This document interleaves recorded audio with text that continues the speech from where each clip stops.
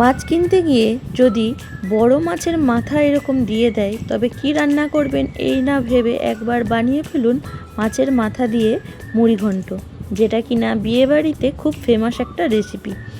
নমস্কার বন্ধুরা, আমি সেজুতি আজকে আপনাদের জন্য নিয়ে চলে এসেছি আরেকটা নতুন রেসিপি, যেটা আমি মাছের মাথা দিয়ে মুড়িঘণ্ট করব। তার জন্য এটা আমি খাসার চাল নিয়ে নিয়েছি, আর এটা সিলভার কাপ মাছের মাথা আছে। আপনারা চাইলে রুই কাতলা মাছের মাথা নিয়ে নিতে পারেন। মাছের মাথা যত বড় হবে তত এই মুড়িঘণ্টর স্বাদটা বাড়বে। তো মাছটাকে ধুয়ে ভালো করে তাতে লবণ হলুদ মাখিয়ে আমি মাছগুলোকে ভেজে নিব। আমি মাছগুলোর মাছ কষা করব আর করব মাছের মাথা দিয়ে এই মুড়িঘণ্ট। এই মুড়িঘণ্টটা এই মাছ কষা দিয়ে খুব সুন্দর লাগে খেতে। এমনকি শুধুই যদি মুড়িঘণ্টটা খাওয়া যায় তাতে মাছ কষারও দরকার পড়ে না, শুকনোই খেতে ভালো লাগে।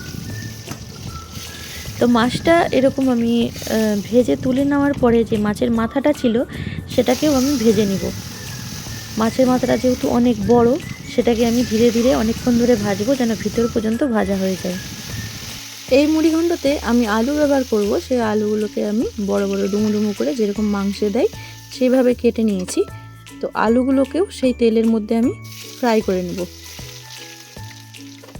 আলুগুলোকে ভেজে কম আঁচে ধীরে ধীরে ভাজতে হবে। আলুগুলোকে ভেজে তুলে সেই তেলের মধ্যে আমি গোটা গরম মশলা ফোড়ন দিব।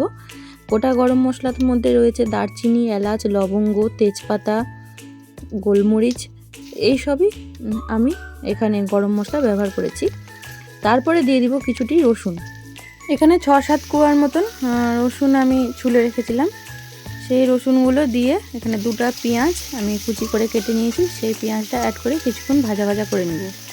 আর এখানে মশলার মধ্যে জিরা, আদা, শুকনো লঙ্কা আর গোটা গরম মশলা।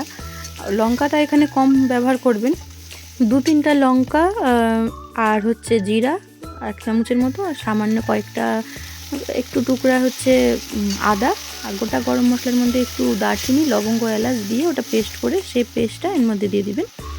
এখানে আমি পেস্টটা বেশি করে রেখেছিলাম, তাই 2 চামচের মতন আমি দিয়েছি, তাতে আমার হয়ে গেছে।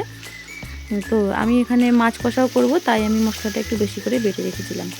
তো আন্দাজ বুঝে মশলাটা অ্যাড করে তার মধ্যে লবণ, হলুদ, জল যেমন দেয় তেমনভাবে দিয়ে মশলাটাকে কষিয়ে নিতে হবে কাঁচা গন্ধটা যাওয়া পর্যন্ত। তারপরে এখানে আমি 2 কাপ খাসার চাল ভিজিয়ে রেখেছিলাম, সেই চালটা ভিজে গেলে জলটা ঝরিয়ে সেই চালটা সম্পূর্ণ অ্যাড করে দিতে হবে।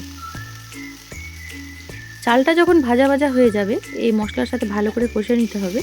কষে যখন ভাজা হয়ে যাবে, যেহেতু এখানে আমার 2 কাপ চাল রয়েছে, তো সেখানে আমি 4 কাপ জল অ্যাড করব। দিয়ে এটাকে আমি 10 মিনিটের মতো দমে রেখে দেব। আর যখন আমি জলটা দিব তার মধ্যে আমি আলু আর যে মাছের মাথাটা ছিল সেটাও অ্যাড করে দেব।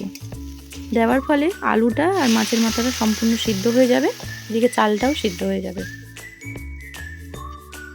এর মধ্যে আপনারা কাজু, কিশমিশ অ্যাড করতে পারেন, কারণ এটা হচ্ছে পোলাওয়ের মতন, একটু কাজু কিশমিশ পড়লে ভালো লাগে খেতে।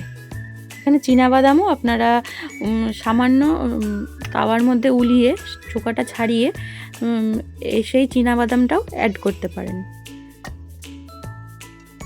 এবার আমার 10 মিনিট পরে আমি খুলে এর মধ্যে আমি 1/2 কাপের মতন চিনি অ্যাড করব। 1/2 কাপের মতন চিনি দিয়ে এটাকে আমি আবার কিছুক্ষণ ঢেকে সামান্য শেষের দিকে 1 চামচের মতন ঘি দিয়ে এটাকে রেখে দিব। বাস আমার মুড়িঘণ্ট রেডি হয়ে যাবে। এই রেসিপিটাতে আমি চালটা একটু বেশি করে ব্যবহার করেছি, কারণ বাড়িতে আমার পোলাওয়ের মতন এটা খেতে পছন্দ করে যে মাছ কষা দিয়ে। আপনারা চাইলে চালের পরিমাণটা কম বেশিও করে নিতে পারেন। তো বন্ধুরা, ভিডিওটা ভালো লাগলে অবশ্যই একটা লাইক করবেন, আর চ্যানেলে নতুন থাকলে অবশ্যই চ্যানেলটা সাবস্ক্রাইব করে পাশে থাকবেন। আর যদি আপনাদের মাছ কষার রেসিপিটা লাগে তো অবশ্যই আমাকে কমেন্ট বক্সে জানাবেন, আমি এরপরে অবশ্যই আপনাদের জন্য সেই মাছ কষার রেসিপিটা নিয়ে আসবো। রেসিপিটা ভালো লাগলে অবশ্যই বাড়িতে ট্রাই করে দেখবেন, আর আমাকে অবশ্যই জানাবেন যে কেমন লাগলো। তো আজকের মতন সকলকে অসংখ্য ধন্যবাদ ভিডিওটা দেখার জন্য।